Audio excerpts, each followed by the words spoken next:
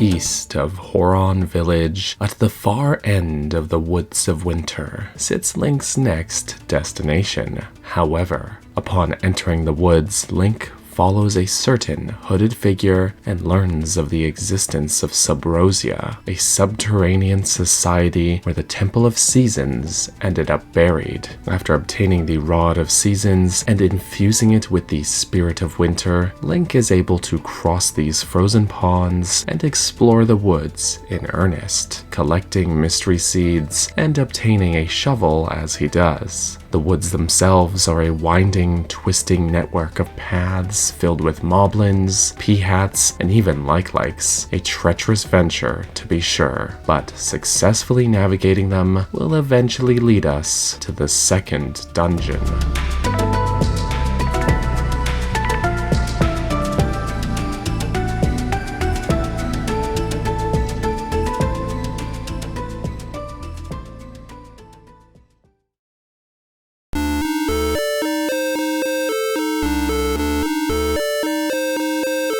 Welcome to Snake's Remains, which sounds like a strange name for a dungeon, until you take a glance at the map screen. Just like Link's Awakening did, this game often designs the dungeon layouts to be modeled after specific shapes or objects, with mixed results. In the case of Snake's Remains, however, they lean into the concept a little more literally than Link's Awakening did. Between the shape of the map and the textures used for the floors and walls, there's a sort of implication that this could be a dungeon quite literally built into the molted skin of a giant serpent, or something to that effect, with torches and doorways having been retrofitted into the discarded remnants of an enormous beast. Aesthetically, I have mixed feelings. This is probably my least favorite dungeon wall texture used in the Game Boy titles, being repurposed from Link's Awakening's Windfish's Egg and Color Dungeon. It's not outright ugly, but I think it's pretty bland. The floor tiles are unique though, and I feel the overall color palette of the dungeon makes for a dank, dark setting,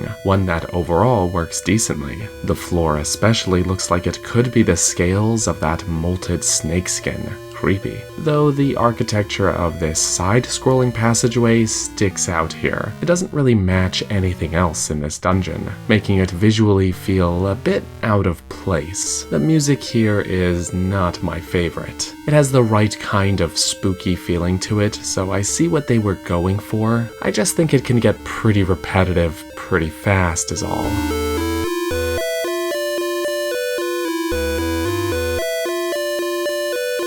It would be pretty low on the list for me if I were to rank all of Season's dungeon themes. In fact, I think there's only one dungeon theme I'd rank lower than this one, and we'll get to that in due time. Overall, it's not an outright sin to music or anything melodramatic like that. It's just not great either, alas. Like Gnarled Root Dungeon, Snake's Remains feels quite well tuned in terms of its difficulty to where it is placed in the game. It also strikes that great balance between having open, explorable space with branching paths, while also locking critical doorways and paths off to make sure you explore thoroughly in order to find keys and, of course, the dungeon item. For a second dungeon, it feels pretty good in terms of complexity. There's more challenge here than Gnarled Root had, but nothing unmanageable. Gnarled Root had the equivalent of 19 standard-sized rooms, or 20 if you counted this one side-scrolling room. Snake's Remains escalates things by having the equivalent of 27 standard-sized rooms, or 29 when counting that side-scrolling passageway. It remains otherwise on a single floor, but there's a reasonable near 50% size increase over the previous dungeon. I also feel like there's a better variety of room layouts and sizes here. Gnarled Root's rooms were fairly uniform in size, with only a few exceptions. That's also the case for the first bunch of rooms here, but as the dungeon goes on, the layouts of the rooms continue to get more varied and interesting, though thankfully even these standard-sized rooms tend to have at least some visual landmarks, even if it's just blocks or torches. challenges. The progression in here can be pretty cleanly divided into 2 acts, the first of which has us exploring this section of the dungeon where we'll need to complete some pretty basic puzzles to unlock doors as we explore and hunt down the map, compass, and dungeon item, though not in that order. I always end up finding the compass first, which feels weird and illegal, but given its placement 2 rooms away from the entrance, that makes sense. Meanwhile, the dungeon item is required to get the map itself, which feels not weird, but maybe still illegal since property damage is involved. The puzzles in this first act mainly come down to either simple push block puzzles where a single block must be pushed into the correct position, usually hinted at by other blocks forming a pattern that must be completed, or shutter doors that will be unlocked upon defeating all of the enemies in the room. Not the most complex stuff, but that's fine. The crisscrossing sort of navigation with well-placed locked doors is the main focus in this section.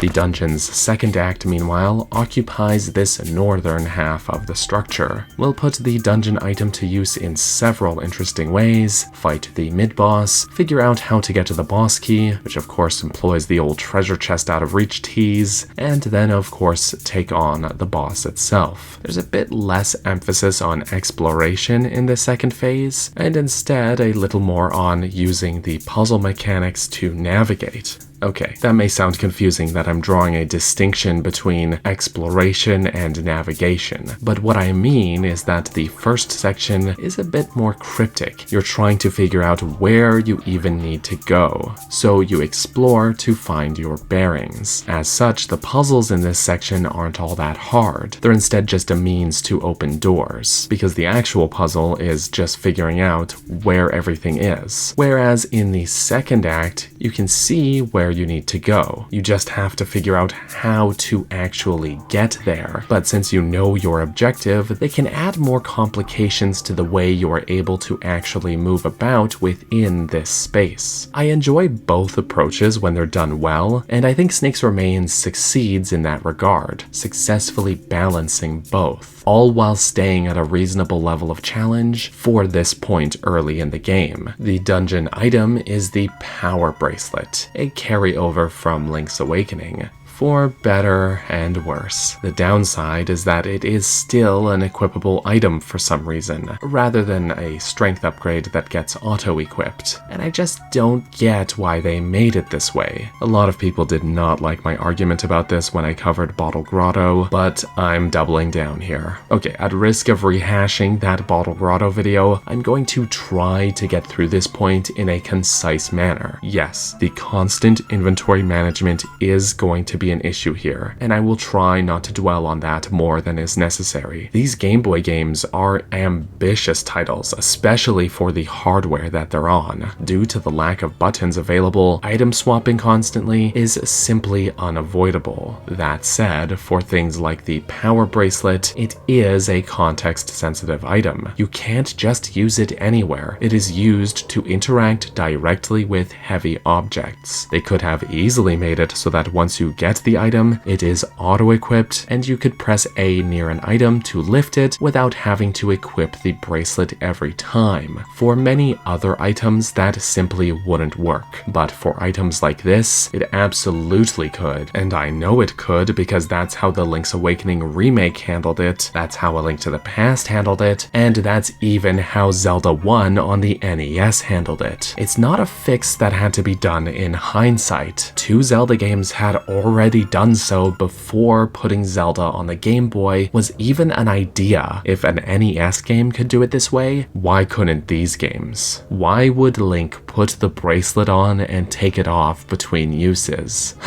Okay, rant over. I got it out of my system. I have already talked at length about the inventory management system of Link's Awakening, and it is basically identical in the Oracle games, so I won't go on about the subject anymore. Despite that UI stuff, the Power Bracelet is otherwise a good item. It retains the same tactile inputs as the Link's Awakening version of the item, which I honestly like. It makes the act of using the item itself feel good to to do. The item gets put to use in some cool ways, allowing you to not only lift heavy objects, but also push these heavy cylinders. Right away, we can learn to use it in order to get this treasure chest containing the map. And it's likely that players may have encountered one of these cylinders already by this point, and be eager to rush back to try out their new item. There are two pathways that these rolling cylinders block. The path to the south will take us to a necessary key, while the path just northeast of there will bring us to the dungeon's second half. I like these. They present a more memorable item gate than just a lot of heavy pottery, though of course the power bracelet isn't solely used for progression, since now there's a new way to get loot and replenish our resources thanks to that abundance of smashable pots. Snake's Remains also marks this game's first instance of side-scrolling passageways connecting to distant areas. I don't love the concept much, as I've already discussed in my coverage of Link's Awakening, though I don't hate it as much as people think I do. I do maintain my position that it feels like something of a band-aid solution to accommodating the layout's shape. But there's only one here, and the two sections of the dungeon that it bridges are entirely disconnected otherwise, so overall it's not that intrusive here. Unless you missed a small key, there's no real reason to backtrack to section 1 after you've crossed through here, so in this case it doesn't end up feeling like something that muddles the navigation. Though in addition to this passageway, there's a little section where you pop out of the dungeon briefly and pop back in. Typically, I find things like this neat, like it helps the dungeon feel like an actual part of the overworld. But in this case, it is functionally very similar to the side-scrolling passageways. Dipping out here is the only way to reach these westernmost rooms, which contains a vital small key. It's not like it's a little dip out for a secret. This is critical to progression in exactly the same way that many side-scrolling halls have been. And now that I'm reflecting on this is the same thing that Turtle Rock and Turtle Rock have also done. Maybe I'm a hypocrite. I think what works better about this concept is that you tend to move in the same direction as where you're going instead of a complete perspective shift, which makes it feel more natural, I guess. I'm not sure. I think I need to dwell on this further.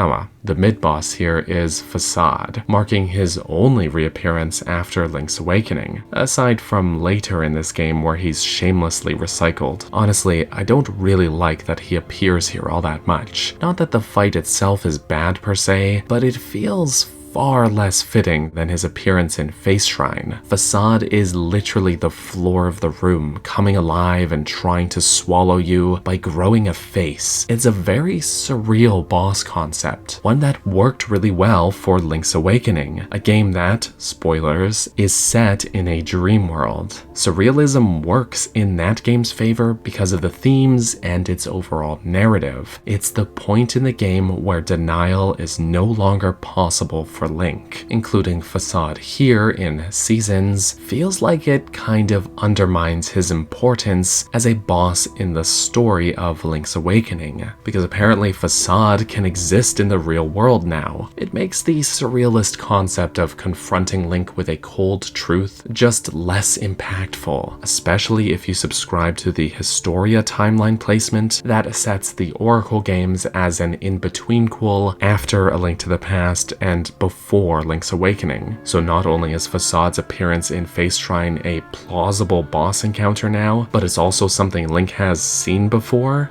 Twice? I really feel like they should have just left Facade out of the game entirely, and let him stay unique to Link's Awakening. But alas, the fight itself is pretty simple though. Avoid his attacks, and explode his face with bombs until he dies. That's it. I will admit that even though I dislike this from a narrative standpoint, from a gameplay standpoint, I do think it works better as a mid-boss than as a proper dungeon boss, due in no small part to that simplicity, and the actual moment in which you encounter him is pretty neat. There's a bit of eeriness walking into this large chamber, seeing it empty, but just knowing based on the room's design that something is going to jump out at you, only for him to appear on the floor below you like that. It's a great moment that sort of plays on your intuition, without outright being a jump scare. Despite the fact that the power bracelet is the main dungeon item, bombs also get a surprising amount of use here, including an entire room built around exploding cracked blocks, using it for the mid-boss, as already mentioned, and even later for the boss itself, as well as a couple of other combat encounters. Of course, bombs are required for one destructible wall in Gnarled Root as well, so we should have them by this point, but I'm a little surprised by how much it feels like the dungeon is designed with them in mind. I can't think of another way to take on these moblins or these Pols Voice aside from hurling bombs at them. At least that's how I've always done it. There are plenty of spots to replenish your stock, so the dungeon definitely doesn't want you to be shy about using them. Something else this dungeon introduces is this unidirectional mechanism, which I'll be referring to as a turnstile because I don't know what else to call it. I absolutely adore this as a puzzle navigation mechanic. When stepping into the turnstile, you'll be forcefully led through and ejected 90 degrees of the way you entered, with an included visual indicator of the direction it'll take you. So despite this room presenting a fork in the road with 3 paths ahead of you, only one of these paths will be accessible based on the way the turnstile is oriented. The direction it rotates will be flipped every time you use it as well, meaning that if you go through it, you'll only be able to go back the way you came,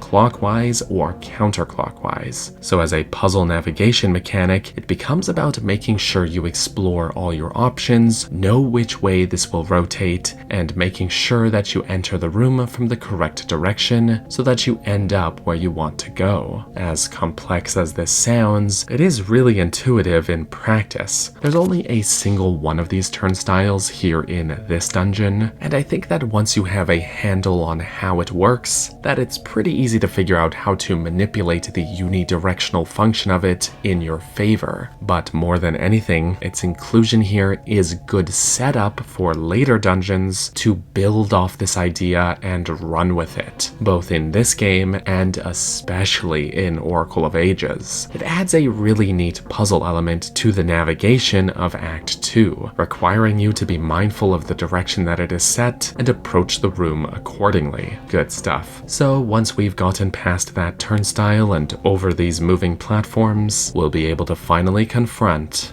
the dungeon boss.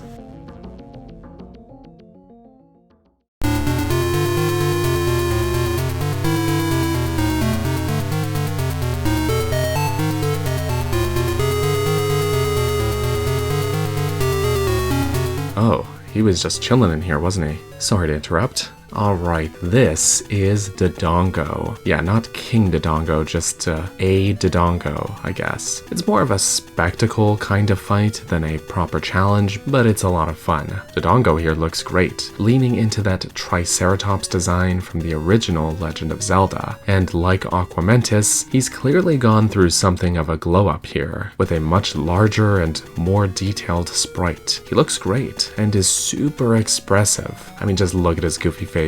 It's an achievement that they were able to make him look this good while using literally only 3 colors. This battle against Dodongo is a nice mesh of a couple of different boss concepts. There is a bit of the usual stun then deal damage kind of combat flow here, but with a nice twist. Instead of going ham on him with your sword while he's vulnerable, you need to pick him up and huck him into the bed of spikes in the center of the arena. Of course, in order to stun him, you must first feed him bombs when the opening presents itself. His body language also really nicely telegraphs both when he is about to attack, as well as when he is vulnerable. Overall, it feels like a nice cross between the usual classic Dodongo fights and Jalhalla from Wind Waker. You know, if he was a dinosaur rather than a ghost guy. The fight makes good use of both bombs, which have had frequent use cases within the dungeon, as well as the power bracelet, which is of course the dungeon item itself. It's probably the best way they could even incorporate an item like this into the battle. Of course, this isn't really a challenging battle, but it is a very fun one. Dodongo really benefits from the visual overhaul here, and he's just a pleasure to take on. I just can't get over his facial expressions here. What a great design. Aside from that, I don't really have too much to say about this encounter. It should only take a few throws into the spikes, and Dodongo will go down. Once he's defeated, we'll find the gift of time, the second essence of nature. And once again, we're off. So overall, I think Snake's Remains is a pretty good second dungeon, which has a lot to offer in terms of exploration and action. Due to the disjointed two halves of the dungeon, there's not really any sort of discernible central room for the navigation to be anchored from, but that's okay. There's a lot of branching paths and forks in the road, which will typically have an inaccessible path or two, and keys hidden around to find. I enjoy how much room they give you to just explore and find your way around. Even though a lot of shutter doors will seemingly block your path, this early section will typically give you the means to open them up within that very room so that you can continue exploring, meaning that despite there being 2 keys to find in that early section, you could potentially explore up to 10 rooms in here before spending a single key. I like that. There's a certain level of faith in the player to be able to stumble around and figure things out for themselves. Plus, the turnstile mechanic is such a treat, and I'm glad to see it show up this early into seasons, even if it doesn't get as much time to shine in this game compared to the Dungeons of Ages. Still, it's a mechanic I love, though it is kind of a shame that already by Dungeon 2, the tedium of inventory management is starting to rear its head,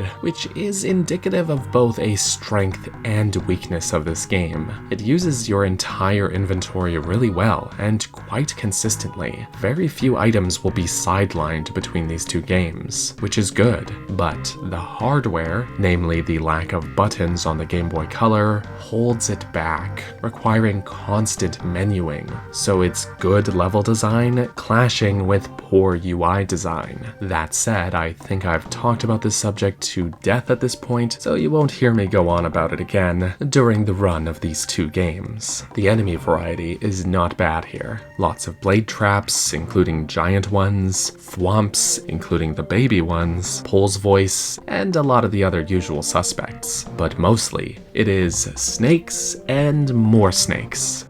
Actually, those are called ropes. Yeah, I know, and sure, ropes, okay, but they're snakes. The dungeon is called Snake's Remains. They were clearly going for something here. Now, I'd be remiss if I didn't mention this, but just as Gnarled Root had similarities to the Eagle dungeon, Snake's Remains bears some similarities to the Moon dungeon, level 2 in the original Legend of Zelda, mostly in the dungeon shape and boss. There are far fewer room-to-room similarities here, although the Moon does have a lot of bombable walls, though I'd say on an individual room basis that this dungeon probably pulls more ideas from Link's Awakening than Zelda 1. This room where we find the power bracelet feels like it was pulled right out of Key Cavern, and the overall structure feels a lot like Tail Cave just as much as it does the Moon, albeit much larger than either of them. But yeah, you may already be observing a trend here. Unlike Aquamentus, the Dongos have made several appearances throughout the series, especially in second dungeons for some reason, but I would hazard a guess that this particular take on the boss seems to be a carryover from the stage of development in which they wanted to remake Zelda 1, and that this was going to be a heavily reworked Moon dungeon. And if that is the case, I think this makes for a really interesting new take on that. Besides, like Aquamentus did, I think Dodongo benefits greatly from the overhaul here. So yeah, Snake's Remains is more interesting than I initially would have thought, and I think it's a fairly competent second dungeon. The best this game has to offer is still to come, of course, but this one carries on from Gnarled Root successfully, balancing elements like puzzle solving, exploration, and combat really well. It has a lot to offer without feeling overwhelming in any way. Overall, I quite like it.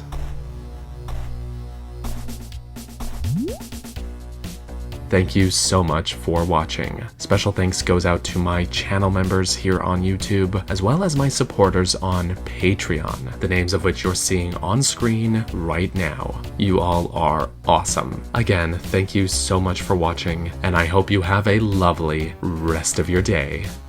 Bye-bye.